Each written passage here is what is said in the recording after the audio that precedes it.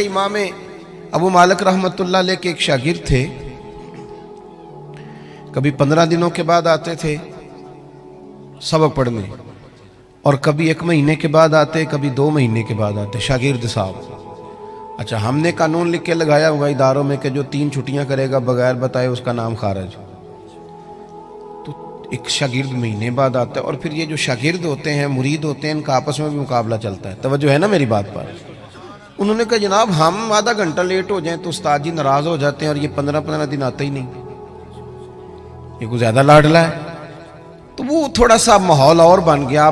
کچھ دن تو لوگوں نے برداشت کیا، پھر کہنے لگے اب کیا آیا تو پوچھنا ہے کہ تو وہ انوکھا آدمی ہے بھائی، جب تیرا دل کرے تو آتا ہے۔ وہ آ گئے شاگرد تعلیم حاصل کرنے، اور وہ آئے تو ان کا طریقہ یہ ہوتا تھا کہ وہ آ کے امام صاحب سے کہتے تھے مجھے نا 3 حدیثیں پڑھا دیں۔ توجہ ہے نا میری بات پر؟ 3 حدیثیں پڑھائیں۔ امام صاحب 3 احادیث روایت کر دیتے، وہ سنتے اور چلے جاتے۔ اس دن ان کے باقی کلاس فیلو جو تھے انہوں نے روک لیا، انہوں نے کہا یار ایک بات تو بتا، پہلے تو تیرا آنے کا انداز انوکھا ہے، کبھی 15 دن کے بعد آتا ہے، کبھی مہینے کے بعد آتا ہے، اور پھر تو اتنا عجیب شاگرد ہے کہ تو استادوں کو پابند کرتا ہے 3 حدیثیں پڑھانا، ان کا دل کرے 2 پڑھائیں، دل کرے تو 6 پڑھائیں۔ تو کس طرح کا آدمی ہے؟ تشریف رکھیں جی، بیٹھ جائیں، اللہ جزائے خیر۔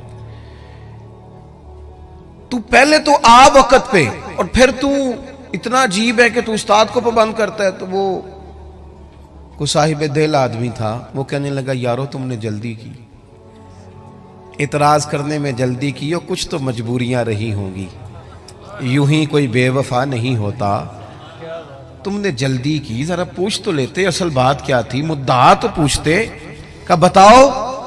وہ کہنے لگا میں اپنے استاد سے 3 باتیں سیکھتا ہوں، جب تک ان پر عمل نہیں کر لیتا اتنی دیر واپس نہیں آتا، اس لیے کہ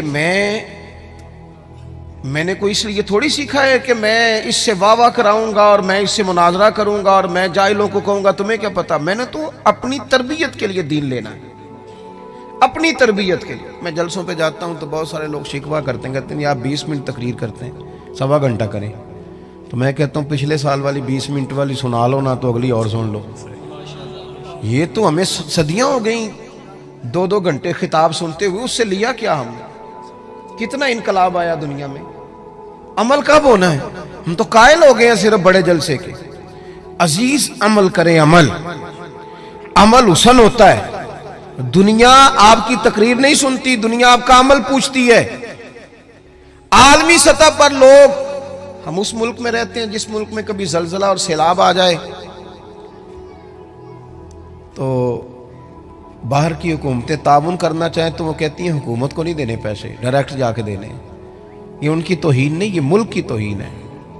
کدھر ہیں اتنے پیر جو لوگوں کو ٹھیک کر رہے ہیں؟ اتنی آستانے، گدیاں، مولوی، صوفی، درویش، جلسے، جلوس، محفلیں، کیا انقلاب کیا ہے؟ جب تک آپ عمل کا رستہ، عظمت کردار حسن ہوتا ہے، لوگ آپ کے اٹھنے بیٹھنے سے سیکھتے ہیں۔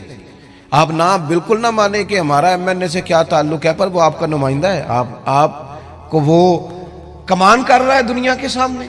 تو عزیز بھائی دین کو سیکھیں عمل کرنے کے لیے۔ عمل جب آپ کرتے ہیں تو پھر آپ کو بھی قرار نصیب ہوتا ہے۔ اور اعلیٰ حضرت بریلوی رحمۃ اللہ علیہ ایک مقام پہ یہ بھی فرماتے ہیں کہ عمل کرنے والا سکون میں ہوتا ہے، بے عمل بندہ بے چین ہوتا ہے۔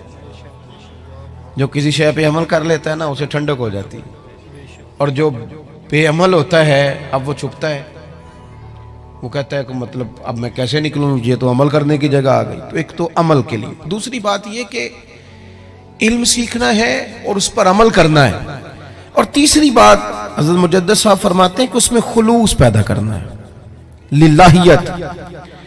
آپ اگر زندگی میں بندے راضی کرنے کے لیے نکلیں گے تو سوال ہی پیدا نہیں ہوتا آپ خوش ہو سکیں لوگ آپ سے۔ کیوں کہ مولا علی شیر خدا کرم اللہ تعالی وجہ الکریم فرماتے ہیں میں نے لوگوں کو اس طرح پایا ہے جس طرح نفس کی شرارتیں ہوتی ہیں۔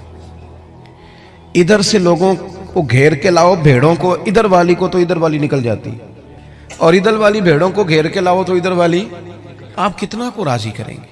آپ کی طبیعت میں جب اخلاص آتا ہے، جب آپ کو تنہائی کی عبادت بھی مزہ دینے لگ جاتے ہیں۔ امام باقر سے کسی نے کہا تھا نا حضور نیک کون ہوتا ہے؟ تو فرمایا جو اکیلے میں نیک ہو۔ لوگوں کے سامنے تو سارے نیک ہوتے ہیں، میں بھی خوشبو لگا کے پگڑی باندھ کے آیا ہوں، پتہ تو تب چلے گا کہ جب سویرے میں اٹھا فجر کے لیے تو میں نے کس ذوق سے وضو کیا، میں نے کس درد سے مصلی بچھایا۔ آپ کی تنہائی، آپ کا خلوص، للہیت کتنی ہے آپ کے اندر، للہیت کتنی ہے۔ حضرت عمر فاروق رضی اللہ تعالیٰ عنہ فرماتے ہیں کہ 3 دن ہوئے تھے حضرت صدیق اکبر کے وصال کو، اور میں خلیفہ بنا، مجھے 3 دن ہو گئے تھے، میں مسجد نبوی کے باہر ایک کونے میں بیٹھا تھا تو 2-3 چھوٹی چھوٹی بچیاں آ گئیں۔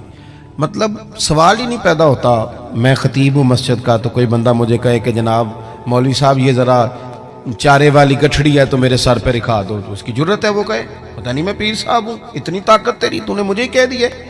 طاقت ہے کسی کی کہ وہ کہہ سکے جناب حضرت ذرا نیچے اتریے گا، مہربانی کیجئے گا، اور یہ کچھ چیزیں ہیں میرے ساتھ اٹھوا کے ذرا وہاں تک پہنچائیے سواب۔ پیر صاحب یہ کام کریں، وہ تو گھر کا سودا نہیں لاتے، ان کے تو جوتے کوئی اٹھاتا ہے، ممکن ہے؟ سوال ہی نہیں پیدا ہوتا۔ اور پھر ایم پی اے صاحب کریں، اور کونسلر صاحب کریں، اور ٹیچر صاحب کریں، یہ تو ہم نے تو مزاج ہی اور بنا لیا، زمین پہ بستے ہی نہیں ہم لوگ۔ ہر بندے نے اپنی اپنی شان کا تعین کر لیا، اس کی اپنی اپنی عظمت ہے، اس میں وہ بند ہو گیا۔ حضرت عمر کہتے ہیں بیٹیاں چھوٹی چھوٹی، کپڑے پرانے، کہنے لگی چچا خلیفہ بنے ہو؟ میں نے کہا ہاں۔ تو کہنے لگی پھر امیر المومنین ابو بکر عصر کے بعد ہمارے گھر آتے تھے، چلو گے؟ تو میں نے کہا پتر تمہارے گھر کیا ہے؟ کہنے لگی ابا انتقال کر گئے، بھائی ہے کوئی نہیں، ہماری اماں نے کچھ بکریاں رکھی ہوئی ہیں، ابو بکر عصر کے بعد آتے تھے، دودھ دھو جاتے تھے، کچھ بیچ کے گزارا کر لیتی تھیں، کچھ پی لیتی تھیں، وہ ہمیشہ آتے رہے۔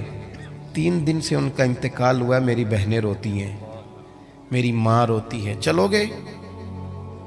حضرت فاروق اعظم جھٹ سے اٹھے، داڑھی ساری آنسوؤں سے بھر گئی، پیچھے پیچھے ان بچیوں کے چلنا شروع کیا۔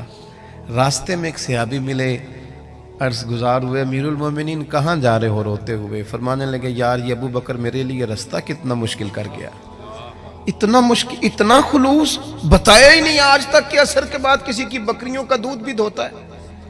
آپ اپنی زندگی میں وہ والے اعمال دیکھیں جو اللہ کی بارگاہ میں پیش کیے جا سکیں، اور وہ عمل وہ ہوتا ہے جو آپ نے تنہائی میں کیا اور چھپا کے رکھا ہوا ہے۔